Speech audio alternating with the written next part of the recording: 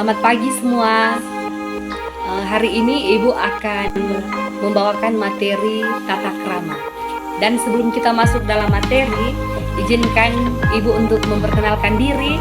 Nama saya Mardini Haryawan. Saya guru matematika di SMA Negeri 1 Manado Selatan. Saatnya kita masuk dalam materi, yaitu tata krama. Tata krama atau adat sopan santun atau yang sering kita dengar etika, itu sudah menjadi bagian yang sangat penting dalam kehidupan kita sekarang. Contohnya waktu kita masih kanak-kanak, pastinya orang tua kita sudah mengajarkan kepada kita bagaimana cara kita memberi, bagaimana cara kita menerima. Jika kita memberi sesuatu kepada orang lain, maka kita harus memberinya dengan tangan sebelah kanan. Atau jika kita menerima sesuatu dari orang lain, maka kita juga harus menerima dengan tangan sebelah kanan dan tidak lupa untuk mengucapkan terima kasih.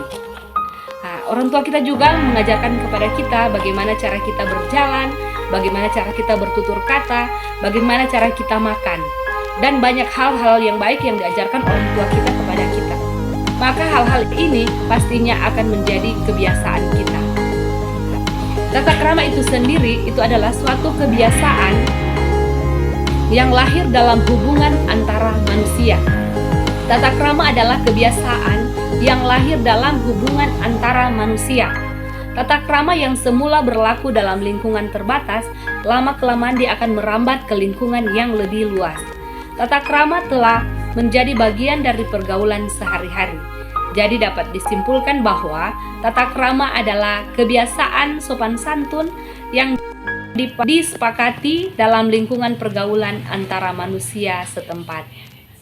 Tata krama sendiri terdiri atas dua kata, yaitu tata dan krama. Tata artinya adat, aturan, atau norma. Sedangkan krama itu artinya sopan, kelakuan, tindakan, perbuatan. Jadi tata krama itu berarti adat sopan santun atau kebiasaan sopan santun. Dalam pergaulan sehari-hari, sering kita menjumpai dengan banyak tipe manusia. Ada tipe manusia kadondong, di mana dia bertutur kata baik, dia berpenampilan menarik, berjalannya sangat baik, padahal hatinya penuh dengan dendam, hatinya penuh dengan iri hati, egois, dia suka menyakiti hati orang lain. Ada juga tipe orang yaitu tipe durian. Penampilannya sangat tidak menarik, dia sangat kasar dan tidak mengundang simpati. Tetapi hatinya itu sangatlah baik, dia sangat suka menolong orang lain dan sangat. Kulit durian itu memang tajam dan kasar, tetapi buah durian pastinya itu sangat enak dan manis. Makna tata krama sesungguhnya bukan seperti kedondong atau seperti durian. Kedua-duanya ini sama-sama merugikan. Jadi di sini ada macam-macam tata krama yang harus kita tahu. Pertama, tata krama pergaulan.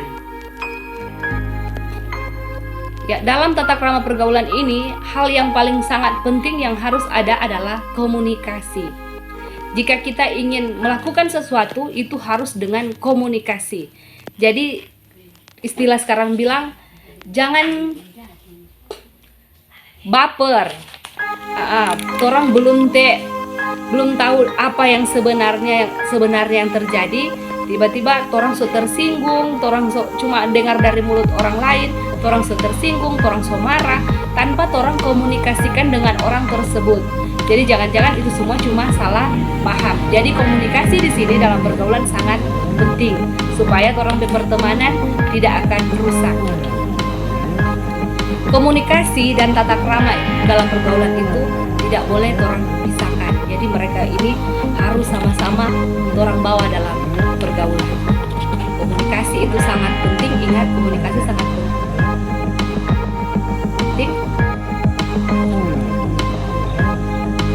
Kemudian tata krama berkenalan. jika orang berkenalan dengan orang lain, jangan orang pe tangan kesana kemari, orang pe mata kesana kemari. Jadi kalau mau berkenalan dengan orang lain harus saling berhadapan, berjabat tangan, kemudian saling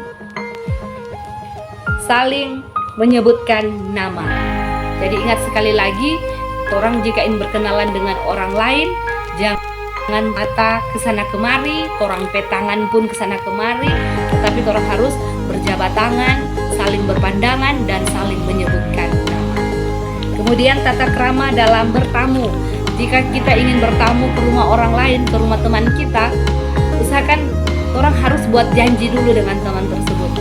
Atau jika orang mau bertemu dengan mereka, jangan orang datang kaget, dia nggak ada persiapan apa-apa, dia kaget. Jadi harus bikin janji dulu. Jadi orang harus buat janji, kemudian datang tepat waktu. Jangan bilang kita mau datang pangana jam 7, kemudian pirua ini teman so tunggu jam 7, orang datang nanti jam 10. Kaget dia so ada urusan lain, itu mengganggu orang pe teman pe aktivitas lain. Jadi ingat, dalam bertamu orang harus buat janji, kemudian datang tepat waktu. Tata krama berbicara. Nah, jika kita ingin berbicara atau jika kita ingin berbicara dengan teman, dengan sesama kita, jadi orang harus jaga lidah. Jangan sampai kita berbicara menyinggung orang lain. Jadi hati-hati jika berbicara. Berbicaralah dengan baik dan sopan. Kemudian jangan memotong pembicaraan orang lain. Jadi jika ada orang kita berbicara, jangan orang potong. Atau pada saat sementara belajar, kemudian melakukan suatu diskusi, teman masih sementara menjelaskan, orang semua potong membatanya. Jadi selesaikan dulu pertanyaan, selesaikan dulu dorang pe apa yang ingin dorang sampaikan, baru orang bertanya atau baru orang menyangga. Jadi kasih selesaikan dulu ke orang lain itu berbicara. Kemudian orang harus perhatikan dengan siapa orang berbicara.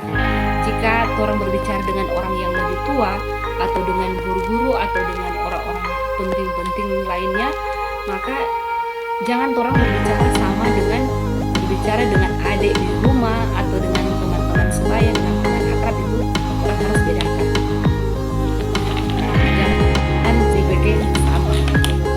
Kemudian tata krama dalam berpenampilan. Jadi berpenampilan di sini ada cara berpakaian dan cara berjalan. Jadi kalau orang mau berpakaian, kalau di sekolah usahakan itu blus itu harus ada di dalam celana atau di dalam rok. Jadi tidak ada blus luar. Itu bukan siswa berarti. Kalau dia berpakaian seperti itu. Jadi ingat, harus berpakaian yang baik itu blusnya harus dimasukkan ke dalam rok atau ke dalam celana. Dan jika orang disuruh pakai dasi, maka pakailah dasi. Jika disuruh pakai topi, maka pakailah juga topi. Kemudian pada waktu olahraga, jangan lain bawa olahraga dengan baju olahraga sementara orang sendiri pakai baju seragam. Itu sangat tidak baik. Itu bukan tata krama dalam berpakaian. Kemudian cara berjalan bersama. Jika kita berjalan bersama dengan teman-teman di jalan, usahakan jangan baku sedu di jalan. Kalau berjalanlah dengan baik. Karena ingat, orang berjalan ke sekolah itu sangat sempit. Kalau orang baku sedu, kayak ada motor datang, itu bisa membuat kecelakaan. Kemudian jika laki-laki dan perempuan berjalan bersama, usahakan ini laki-laki ini melindungi si perempuan. Jika ada satu laki-laki, dua perempuan, maka laki-laki harus berjalan di pinggir.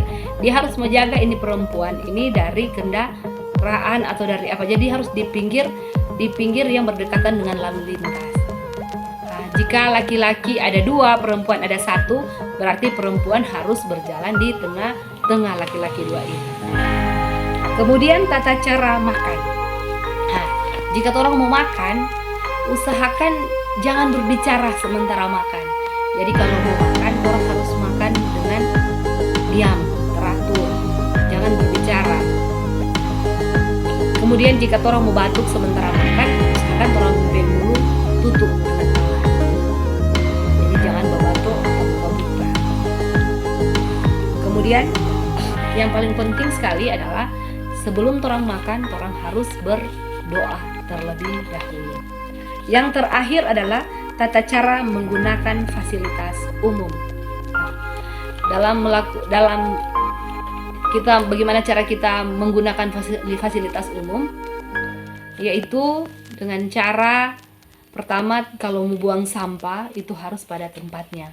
Jangan torang sementara duduk, karena torang duduk di situ, maka torang pe sampah juga torang isi di situ, torang pe kursi, itu sangat tidak sopan. Jadi sampah itu harus dibuang di tempat sampah. Jadi ini sudah selesai untuk materi tata krama. Sekali lagi, Ibu menyampaikan banyak terima kasih karena sudah menonton video ini. Semoga kalian semua boleh mengerti, dan jika ada soal nantinya bisa dijawab dengan baik. Semoga semua lulus dalam MPLS pertama ini. Oke, maju SMA Negeri 1